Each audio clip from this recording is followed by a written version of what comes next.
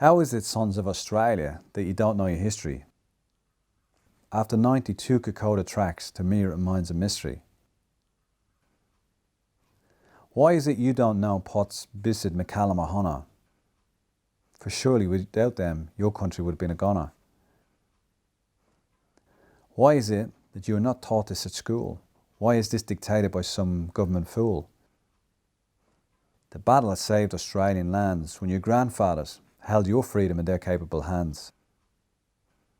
Against all odds, they fought and they died, and managed to turn back the raging red tide. They fought for you and all the horror, so you and your mates would have it tomorrow. Next time, when you think you have had it hard, trust me when I say life's dealt you a good card. If you want to walk the Kokoda track, you need to understand that what you're doing is you're putting your hand up and saying, I'm going to see if I can follow in the footsteps of those who've gone before. They're big shoes to fill. They're big shoes to follow. If you decide to do that, the least you can do is prepare. And if you don't have that respect, you shouldn't really be there. The history is what makes that track. The history is so important, it's sacrosanct. The relationship with the people who live on the track, it's their country, it's their track.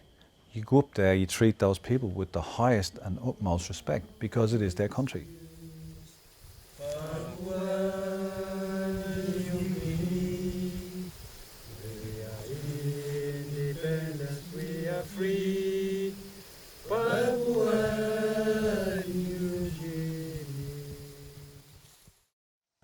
So if you're going to do the Kokoda track, 96 k's in the jungle, environment that you've never seen before in your life, and terrain that you've probably never seen before, in conditions that you've probably never seen before either, you need to prepare for it.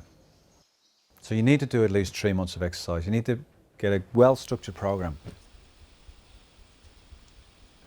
If you're not prepared to do the exercise, you're not prepared to do the preparation, well, you're better off staying here and walking in the national parks. And most people are afraid because they don't know what to expect. They've done training, they've prepared themselves as best they can. They've got the UB equipment, the latest thing, latest brands, and they go up there, but they're not ready because there is nothing here in Australia that can compare you for the Kokoda track. So there's still about 70% of that track is psychological, and it's how you meet that challenge. So you can prepare yourself, I reckon, to about 90% if possible, but it's how you meet the challenge of that extra 10%. And you've got to dig deep, and you've got to learn how to back yourself.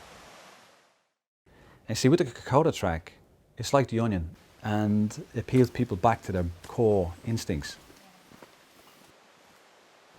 And they learn to dig deep.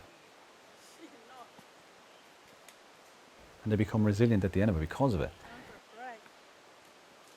In regards to their expectation, the expectation is that I'm going to this land, I'm going to meet this native people, I'm going to hear about the history.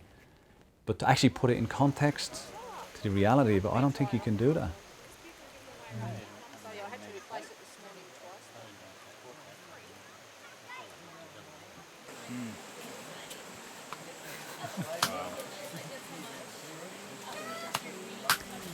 I think at the end of the day too, by going up there with the right preparation, the right exercise, you'll enjoy it. You'll have a fantastic time.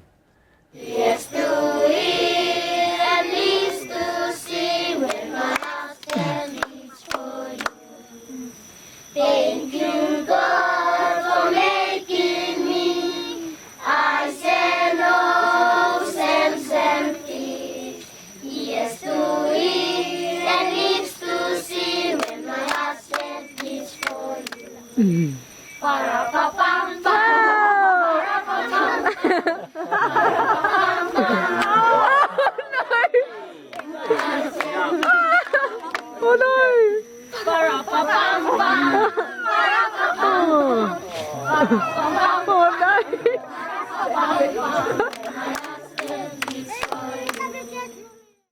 And you've got to go there with an open mind. You really do.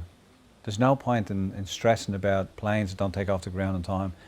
No point stressing about things that potentially could happen in the future, because you have no control over the future. It teaches you to live in the present. Take action today and you have it tomorrow. They gave their tomorrows so that you could have it today.